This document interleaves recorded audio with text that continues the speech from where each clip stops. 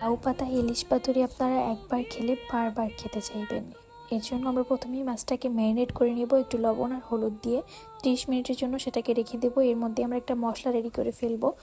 কিছু পেঁয়াজ কেটে নেব, তার মধ্যে হলুদ, লবণ, মরিচ সব কিছু দিয়ে একটু সর্ষের তেল দিয়ে খুব ভালো করে মেখে নিব। পাতাগুলো আমরা আগে থেকে একটু ভাবিয়ে রেখেছিলাম। এরপরে সেই লাউ পাতার উপরে মশলাটা দিয়ে, মাঝখানে মাছটা দিয়ে, উপর থেকে আবার একটু মশলা দিয়ে, একটা কাঁচা লঙ্কা ছিঁড়ে পাতাটাকে খুব ভালো করে র্যাপ করে নেব। এরপর এটাকে গরম সর্ষের তেলে ভাজা হবে। লাউ পাতা যখন সর্ষের তেলের মধ্যে ভাজা হয়, এর যা ঘ্রাণ হয় জাস্ট অন্য লেভেলের। এই ঘ্রাণটা পেলেই আপনারা মনে হবে যেন এখনই 2 প্লেট ভাত খেয়ে ফেলবেন। আমি জাস্ট এই তরকারিটা দিয়েই 2 প্লেট ভাত শেষ করে ফেলেছিলাম। এই লাউ শাকটা দিয়েই শুধু আপনারা ভাতটা মেখে মেখে অনায়াসে খাবারটা শেষ করে ফেলতে পারবেন। আপনার মাছের কোনো প্রয়োজনই হবে না। যখন এটা ভাজা হয়ে গেছিলো, এর ঘ্রাণটা জাস্ট অন্য লেভেলের।